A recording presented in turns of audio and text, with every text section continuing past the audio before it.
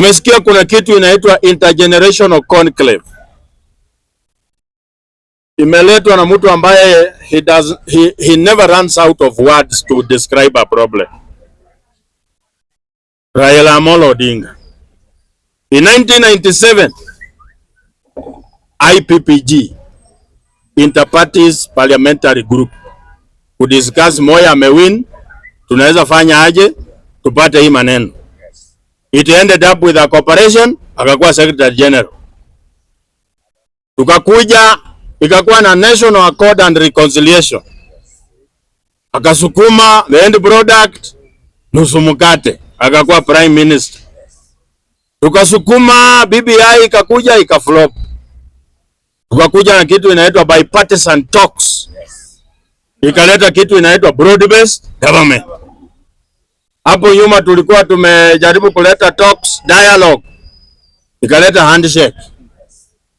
Saa hii because anajua lifespan ya broad based inaisha, he has proposed another very ambiguous word. Yes, very sweet. Intergenerational conclave.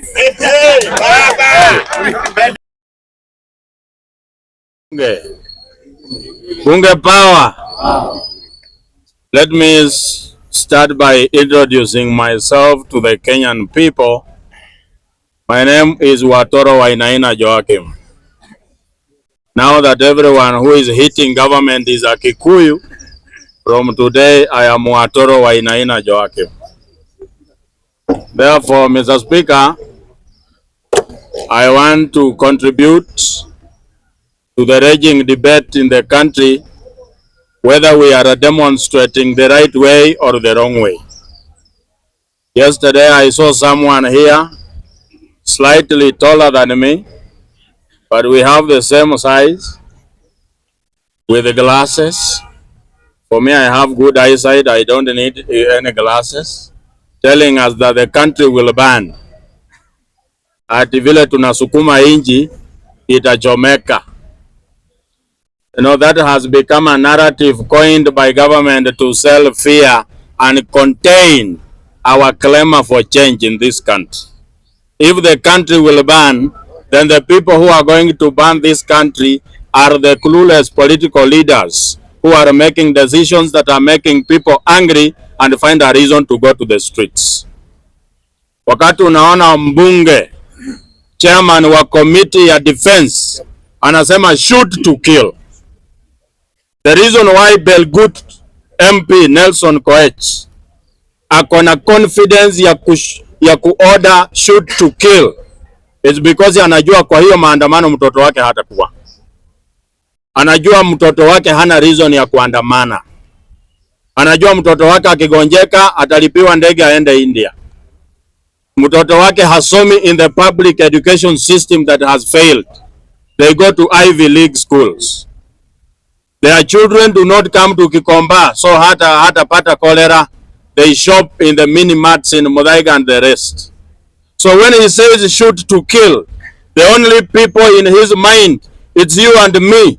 People who are suffering here, you can barely manage your daily life, and that is the person he's targeting. That member of parliament is an enemy of the people. There is a young girl who is lying dead today. She was not hit by a bullet in the streets. She was watching cartoon in her father's living room. A stray bullet went and it hit that young girl. Today, she's in a morgue. Instead of the government thinking about what are the reasons pushing young people to come to the streets, kuna mtu anaenda kwa street na anajua kwa hii street ninaenda, there is a possibility of a stray bullet hitting my skull. But they still come. What is it that is pushing people to face death? Because people are being made to choose between dying of hunger or dying of a bullet. A bullet is easy and faster. That's why they are going to the streets. The government has created an environment where the economic status of this country are giving birth to an increase in families in the streets. Saya kunanga street children, we have street families. Nimesikia mtu hapa akisema Mosiri is doing his job. A content creator anatembea akifukuza watu kwa street, atoka hapa uende, toka hapa uende. Ili mtu aishi kwa street, it is not their decision. Ukiambia ule mama amelala pale na watoto wawili, amuka hapa uende, where are you taking them? They did not choose to come and sleep to the streets because it is their decision. It's circumstances. People have increased living in the streets. There must be something wrong with how we are governing this country. And as long as they are not going to take care of the issues, there will be a heightened clamor for change. Nimesikia kuna kitu inaitwa intergenerational conclave.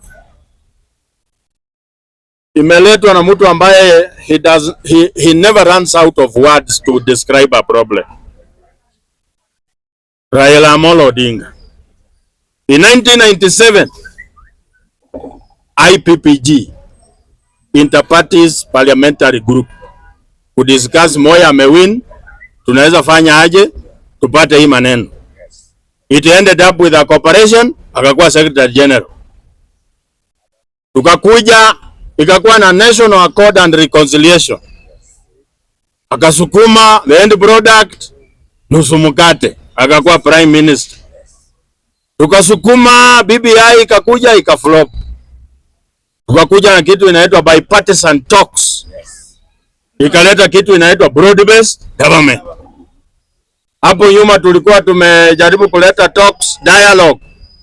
Ikaleta handshake.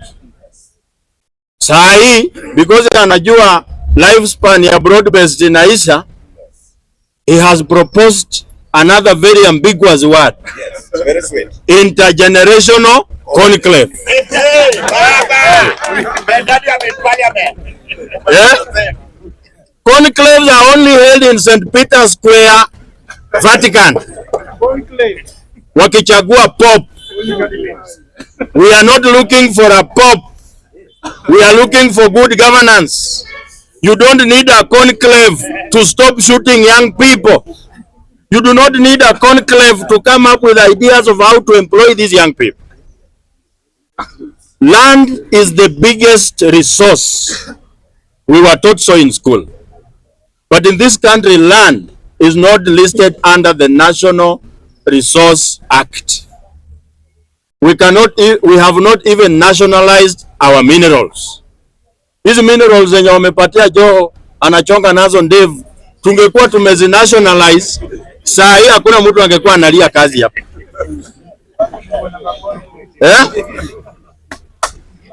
Saa hii when you talk of a job, they take you to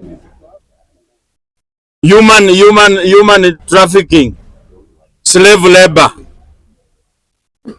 Mtu anauza shamba anaenda Gatari. Msichana anaenda Gatari ili akajengee mama yake nyumba. Mshahara yote amefanya kazi kwa contract ya miaka 3, amejengea mama yake nyumba, akapost TikTok. Akirudi Kenya maisha ni ile ile tu ngumu.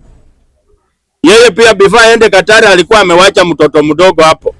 Miaka 10 baadaye huyo mtoto pia anafaa aende Gatari, sasa amjengee yeye nyumba. Baadaye sasa mjukuu wao pia ataenda Gatari awajengee nyumba. Is that the country we want to live in? Excellent. In this country, we have two types of people.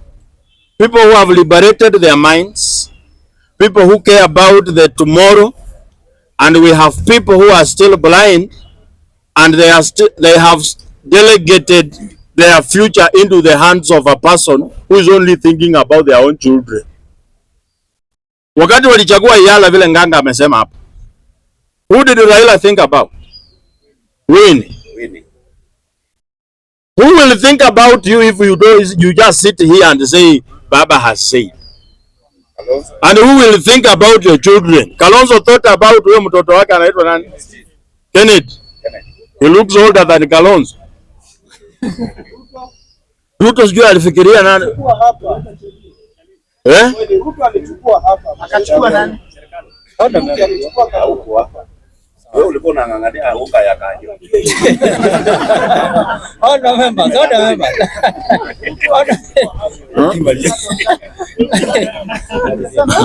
Nikimalizia Mr. Speaker.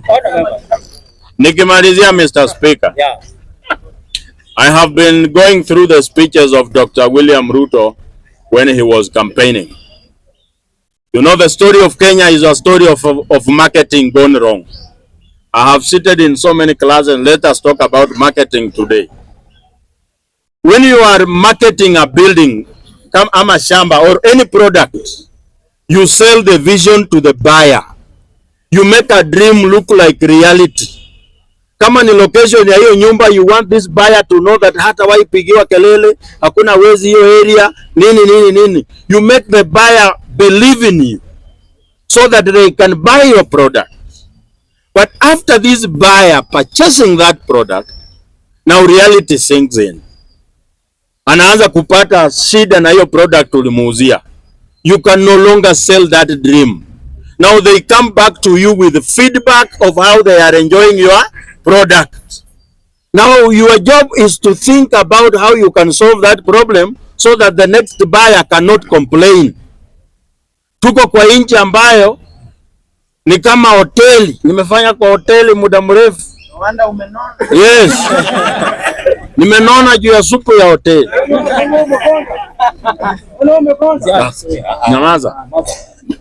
Customer anakuja anakuambia hii supu iko na chumvi mingi, unamwambia give the soup time. Ati customer just give soup time, it will start tasting better. That is what they are telling us.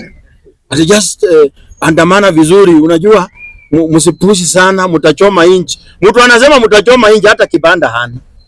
Nimesikia mwingine akisema hapa ati Wanjigi has a lot of properties in this country.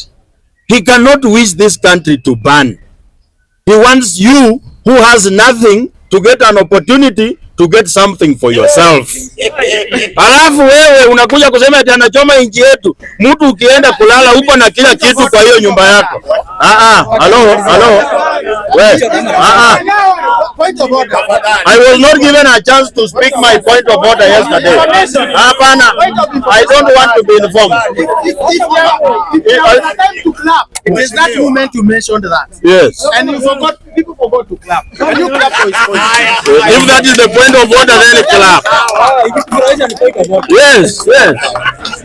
Nikimalizia senior Sangwen, wengine ninaona tu kwa TV wakipiga Wanjigi. Sometimes I get tempted to post M-Pesa messages on WhatsApp niwaonyeshe vile wamekuwa wakikula pesa ya Wanjigi, because mimi ndiye nagawanga hapa pesa ya Wanjigi. Ninajua huyu ndiye amepewa, ninajua huyu apewangwi. So as you come here to talk ill of Wanjigi, think about who paid your fare to come to town. Tunaelewana wangwana? Hapa the biggest reason, yes, In 30 seconds. the biggest reason in 30 seconds, the reason why Wanjigi is concerned about the lives in this country is because he has empathy.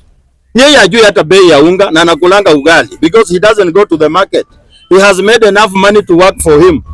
He's thinking about you who cannot afford unga. You have to choose between unga or paying fare to work. Sasa tukikuja hapa tuongee watu nyefu sijui nini. Na unasema Wanjigi ni mkora, you are supporting someone who is building a church on a public property. Shenzi sana.